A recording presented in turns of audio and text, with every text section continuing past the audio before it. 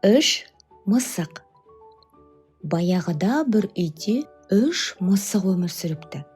Бірі қара, екіншісі сұр, үшіншісі ақ. Бір күні үш мысық тығылыспақ ойнап жүріп, бір бұрышта тығылып жатқан кішкентай тышқанды байқап қалады.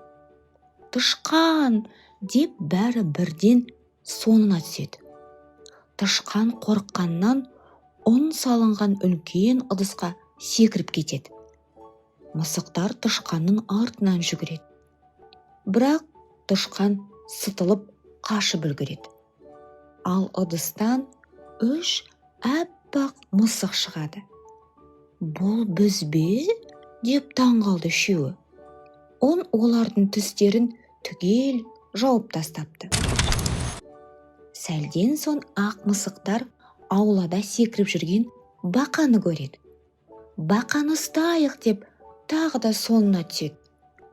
Бақа лып етіп ескі самауырдың темір түтігіне кіріп кетеді. Мысықтар бақаның артынан ілеседі. Бірақ бақа қайта секіріп кетіп ғайып болады. Ал түтіктен үш қап-қара мысық шығады. «Біз қайтадан басқа түске айналдық па?» деп таңғалды мысықтар.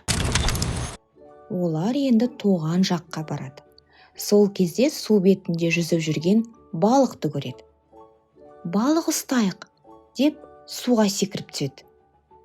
Бірақ балық шошып кетіп, судың түбіне сүңгіп жоқ болады.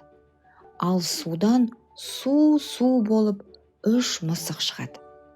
Мысықтар үйге бара жатып, күннің астында кеуіп, үшеуі қайтадан өз түстеріне оралады. Біреуі қара, екіншісі сұр, үшіншісі ақ мысық.